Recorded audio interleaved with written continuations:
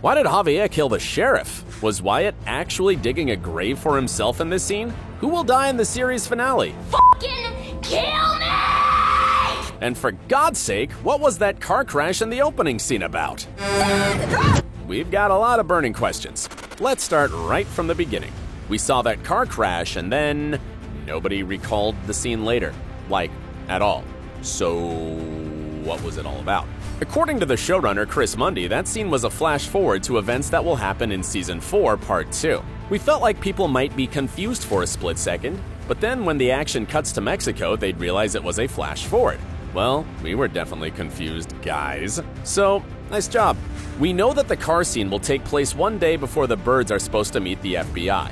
We're all set for the FBI tomorrow. And a couple of hours before it happens, Wendy calls a moving company, which sounds like things are turning out for the best, right?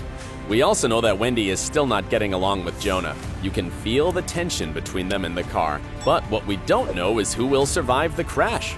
The showrunner said that the opening sequence was meant to emphasize the feeling of unease and how unexpected the final part of the show will be. And indeed, there were a couple of worrying hints, and they weren't only about the car crash scene. Javier, for example, is on his own. A huge hint that things will go really badly for everyone in the finale. This dude has proven how unpredictable he is. Like, why the hell did he kill the sheriff? You're the sheriff. Like the sheriff. That's right. As one Reddit user named SilasX mentioned, there was no real need for Javier to kill poor Nix. Yeah, I suspected it once he turned the music up, but why? That's gotta be the stupidest way to do it. Can't argue with that. Nix would have logged that he was going to Helen's to investigate a missing person. If he suddenly disappears straight after, it'll bring a lot of unwanted attention to the case, right?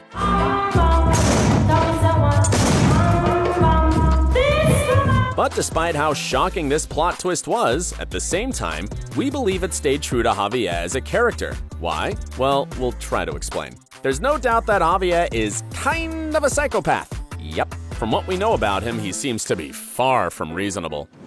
I solved your problem. Come have a look. Yeah, thanks, man. So, perhaps Javier killing the sheriff was another huge signal to all of us that things are going to turn bloody bad for the birds.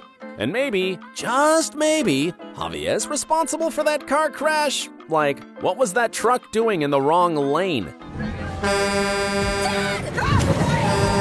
Chances are high that it was another of Javier's savage moves. What's going to happen afterwards, it's going to be mind-blowing. If you think that Javi is someone that you cannot read and you do not expect how he's going to react, what's going to happen next is that times 20. Gosh, we need someone to control that freak in the finale. Si Helen estuviera aquí, nada de estuviera. Talking about unexpected murders, we have to discuss the most brutal twist of the season. Darlene and Wyatt were fatally shot. While there are not too many questions regarding Darlene's murder, since, she kind of deserved that a long time ago, it seems so unfair for Wyatt to die. I mean, come on, he was such a nice, innocent fellow, wasn't he? I'm sorry, okay? I'm sorry that you're sad. I'm sorry that your boyfriend died. And I'm sorry that you're lonely. Okay, but I love her. So why did they have to kill him? You'd be surprised to know that actually there was a dark foreshadowing of Wyatt's death in the series, and he could have totally avoided dying. The truth is, both he and Darlene were warned in the very first episode of Season 4. Okay, but if you don't do this, their response is going to be quick and it's going to be brutal. Like, wasn't that message clear enough? Ruth got it. What a smart girl she is, huh? Ruth realized that it was better to step away from the business, and that's why she survived. Well, at least so far. If you want to stop me, you're gonna have to fucking kill me! Ruth begged her cousin to go with her, but instead Wyatt decided to dig himself a grave. Like, literally.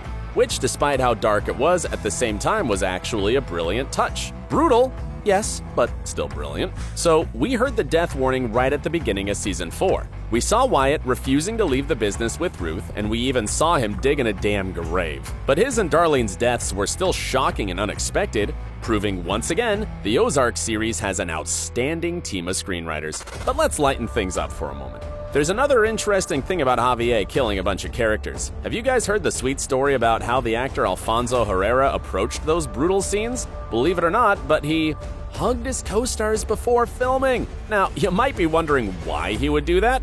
Well, because Alfonso's a really good guy in real life. Sorry. Whoever you are. In his recent talk with Entertainment Weekly, he explained his strong need to embrace his on-screen victims before killing them. That was hard, man, because when I arrived to set, it was the first time I was meeting them both. And I remember I just hugged them and they said, "This is gonna be tough." As a huge fan of the show, Alfonso felt both honored and sad that day. You know, his co-stars had been on Ozark from the very beginning, and yet it remains a mystery how many characters Alfonso will kill off. Who will die next? There's a dark theory on the internet that says there's no way an entire family can survive. Things seem way too complicated for a happy ending. The showrunners also hinted that Marty and Wendy might split in the finale, because obviously Wendy has become way too ruthless, and we can't see any way for her and Jonah to resolve their conflict. I mean, not only did she kill Ben, but she was ready to imprison her own son. How do you forgive that? Like, what can Wendy possibly do to fix things? I just don't see how the Byrdes can be happy together as a family. Yep, even though the entire show is about family values. Our theory is that either Wendy or Jonah won't survive the car crash. And it's probably Wendy, because she's already messed things up a lot. What do you think? And whose side are you on in the family conflict? Wendy or Jonah? What's really weird is Jason Bateman's comment about the series finale. But we do land the plane in a very satisfactory way, but... You're happy with it? Yeah. Satisfactory way? Is that even possible? And no way it can be satisfactory for every character. Like, we hope it is, at least for Marty and his kids, and for Ruth, of course. Since the Byrdes appeared in Ozark, her life has been a nightmare. Well, you don't get to quit a drug cartel! What the fuck are you gonna do? Kill me? You fucking bitch wolf? And the finale won't be pleasant unless the poor kid gets some compensation for her tragedy. Don't know if we can really trust Jason's comments, since he wasn't too serious talking about his character in Ozark. What do you think it is about, because I have a theory, why people like Marty, why they like your character?